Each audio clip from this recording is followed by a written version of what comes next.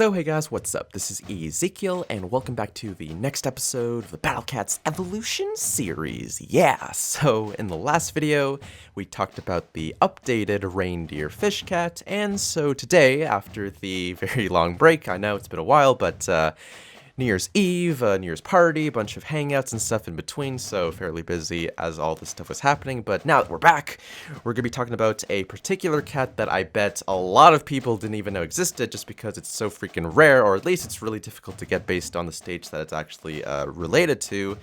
That, my friends, is the Cheerleader Cat. That is right, the one infamous cat that you get if you actually somehow manage to beat the Cyclone stage, with the zombie Cyclone. That's really difficult, and that only a few players that I know on YouTube, at least, have actually completed successfully. So yeah, the Cheerleader Cat. It's a pretty interesting cat, has a lot of, well, not a lot of interesting features, just because it's only good for, really one thing, but it's still a pretty cool cat, just in and of itself, let's say. So yeah, let's just get to the unit info, and I'll tell you guys all about the details as we go along. Leaving about on the football field, her youthful songs fill the battle cats with determination. Ooh. See, some people think that this is, straight off the bat, an Undertale reference, because, determination, but obviously, in Japanese animes and stuff, there's typically there's those animes that have the cheerleader girls and all the girls and all that basic stuff. So it could be it could be related to just that. So it's not necessarily just because of Undertale based on determination. But anyways, that's just my opinion on that.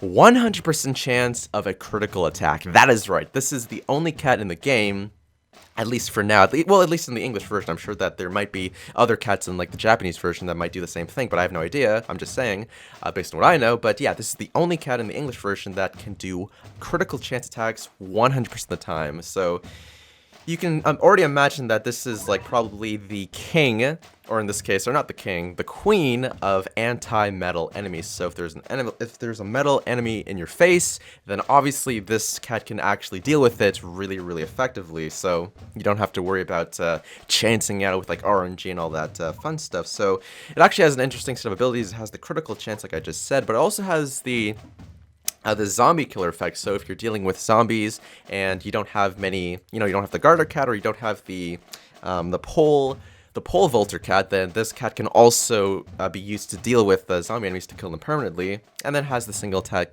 damage as well. So that's one of the flaws of this cat. It actually has many flaws, but that's one of the flaws, is that despite the fact that it can do critical chance attacks 100% of the time, it can only attack single units at once. So you might have trouble. It might have a hard time dealing with multiple enemies, which is why you might need to have some cats to support it with air attack and such. But I'll get into that detail as the composition continues.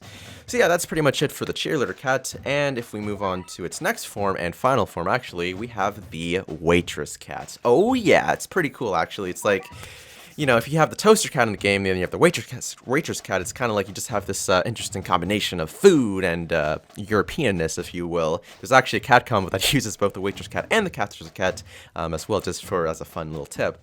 But anyways, with the Waitress Cat, the real world called, but her enthusiasm remains. Her speedy service fills the cats with determination. Pretty cool. I believe in Undertale, there was that one particular boss. Oh, I forget her name. It's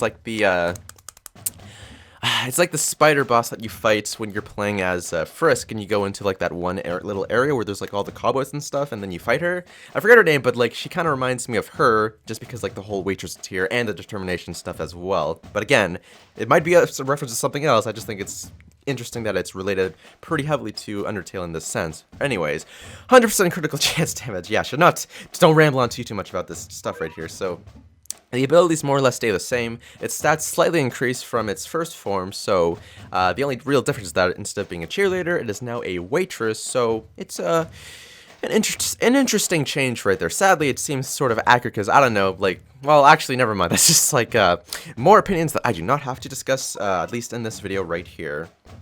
So for this team composition, we're going to be going for a somewhat more attack or offensive heavy sort of composition. So we have the what's it called again? I already forgot what this is called. No! I've been playing this game for so long, I don't even remember what these things are called. Cool Japan, yeah, the Cool Japan combo. We're going to be using that to increase our attack power even further. Of course, have all of the basic spam cats as well. We're going to bring 3, though, for this particular battle we're about to do. And we're going to bring the Maniac Legs Cat as well as the Maniac Flying Cat in order to deal with the air damage, as I talked about before, in order to offset the fact that the Cheerleader Cat is unable to attack, unable to effectively deal with multiple units all at once. So, for this test, we're going to be going to Parthenon, something like that. I don't know. I'll just say Parthenon because, you know, why the hell not? And we're going to be going specifically to mixing up the words right here, sorry. Stayed up pretty late last night watching movies with my friends, so I do apologize for the lacklusterness of my words right here.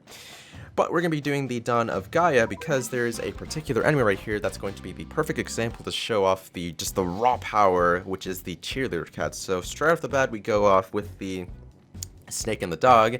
And can you see, this is the enemy that we're going to be dealing with right now. It is the Metal Rhino, which is known to be super annoying and like difficult to deal with at times, so that's why we're going to bring the Cheerleader Cat to show you how easy it is to actually deal with it with her. So they're going to send out the Gories as well. It'll come periodically. We're just going to start building up the little setup right here, and then I will send off the Waitress Cat. Oh, you know what? I forgot to show off the Waitress Cat just by itself. Oh yeah, I forgot I was going to do that for these videos now. But you can see that she's hiding somewhere in between the masts right there, just kind of, you know, running along. And if we're successful right here, she might be able to do the attack. Yeah, there we go. So the Metal Rhino goes down in literally one hit. So, you know, instead of this level being super difficult, as long as we have the Cheerleader Cat, it becomes really easy. So you can see that instead of, you know, bringing out the cat tornadoes or any other form of critical attacking cats, which, you know, have to rely on RNG to, like, actually land the hit, the Cheerleader Cat can instantly take him down with one hit and actually has a fair amount of attack damage as well. So it's able to literally just, like, one-shot the dude effortlessly almost. And now we're already at the base right here, so it's like, you know, taking one level where you're pretty much struggling against, like, dealing with, like, the one Metal Rhino, which, because he, like, he attacks really fast and, like, knocks back enemies as he goes. But instead of dealing with that, you can actually just do the Cheerleader Cat and win the battle, like, literally that easily, which is ridiculously impressive. So that's that's an example of showing the implications of the cat in battle. But now I'm going to go on specifically to the dojo to talk about its aesthetical looks, as I promised I would do in the reindeer update video sort of thing. So we're going to be going straight into the Wanderer's Trial right here, and we're just going to focus on sending out the Waitress Cat in its full glory. So bada bang, bada boom, there it goes. So yeah, the Waitress Cat's pretty cool, has like the little ponytail design, and watch this, yeah, its attack animation is a little bit unnecessarily long, but it is quite fancy because it's just like a little like dance sort of pattern, and then actually strikes down its units in a full of blazing glory, which is a pretty freaking epic right here. Unfortunately, though, it does have a long attack animation duration, so once it actually lands its first initial shot, it takes a really long time for it to actually do another shot later on. So you can see, like, if there's a big group of, like, in this case, the squirrel dudes, then obviously she's not really going to have a fun time dealing with them because they're just way too difficult to deal with, just because her attacking is so slow and she can only attack single units at once. But if you bring out, like, some sort of area attacking unit, then it becomes a little bit easier for her to deal with. So yeah, her speed's alright. Attack animation, single hits is a little bit unfortunate, but the critical chance thing is still pretty impressive nonetheless. But yeah, back onto the aesthetical looks though. She's got the T on the right hand, and then I believe that is, yeah, it looks like, you know, some sort of a vanilla cake with a strawberry on top with orange juice with a straw in the other hand. So it's pretty fancy, pretty impressive, definitely. You know, she's got the looks and got the foods and can beat up her foes using just utensils and cakes. It's just like the greatest thing ever right here. Oh yeah, I forgot to mention too, she also has a little bit of an attack range, so if you have like particular walls and stuff, she can hide behind them, and she won't take too much, or it's not too much of a danger for her to actually get killed in the battle. Though she is pretty frail, so most enemies that do a decent amount of damage can actually kill her in one shot, which is a little bit unfortunate, but still pretty cool. So yeah, that's pretty much that for the Waitress Cat, and I'm just going to quickly show off what the Cheerleader Cat looks like as well, and then sort of just compare the two. I know I should have done the Cheerleader Cat first, but I guess I did the Waitress Cat first anyways, just because we had that as it was. So this time I'm going to speed things up though. Whoops, do not want to press that. Not looking to buy some cat food for this video, unfortunately. Maybe in like future episodes if I want to show something in particular, but not for this video. No, that is completely not necessary. But yeah, now that if we send out the Cheerleader Cat right here, you can see that it makes a little bit more sense for its like little dance pattern right here, because like for the Waitress Cat, it does do it at the same time as well, but it makes more sense to see it with the Cheerleader Cat first, to see that like, you know, when it actually does the animation, it is a lot cooler. And I believe the standing animation for the Cheerleader Cat is also different compared to the standing animation for the Waitress Cat. As you can see, like it'll continue to sort of do like it'll push its pom-poms up and down, and then initiate the attack right here, which is pretty cool.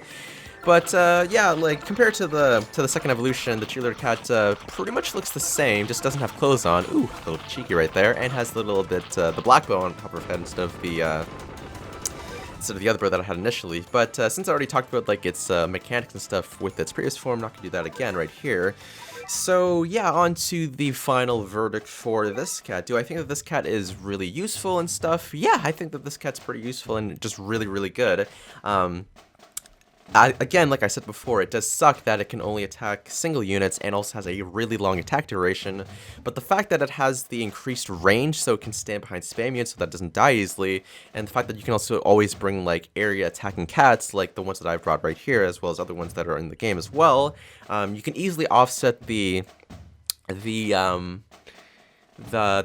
negative effects, let's say, of this cat that it has to make it a lot better than it is. I wouldn't say that you should bring this cat in like every single scenario. It's really only meant for metal units such as the metal rhinos as I just showed. If you're doing that particular stage where you're getting the cat tickets from the metal face dude, like the giant metal head that goes straight to your base, she can do it from pretty easily as well. And I've even heard that if you use this cat for if you somehow manage to get this cat for the metal cyclone, then the metal cyclone becomes like that much easier because you're always landing the critical shot. And since it does so much freaking damage, it's like a lot easier to actually kill the metal cyclone as well in that respect. So yeah, I think it's pretty useful, definitely something worth getting, though it is a bit of a challenge to actually get, as I insinuated way earlier in the video. So in case you're curious on how I actually got this cat, it was kind of funny because, like, I don't know, a lot of people on YouTube said that it was a really difficult battle, like it's really RNG heavy and you need like a really specific cat to actually deal with the particular battle. In this case, it is the Gardener Cat, but I've actually evolved him into the Lumberjack Cat, which is just over, if I find him real quick, yeah, just over here. So maxing up to level 30 as well, because apparently, I don't think it's true because, like, you know, it just increases attack power, I feel, but they said that if you increase him to level 30 and even higher, his critical, or not his critical chance, sorry, his chance to freeze zombie units increases further. So yeah, I just got the Gardener Cat. So yeah, I got the Gardener Cat when I was doing the gacha one day, and so I decided to just try the Zyklone stage with him, with, like, you know, the right set of units, of course. I was following the strategy that Elijah was doing, not the one from Nurse Woof, because I tried Nurse Woof for a bunch of times, but it just wasn't working, but Elijah seemed a little bit better.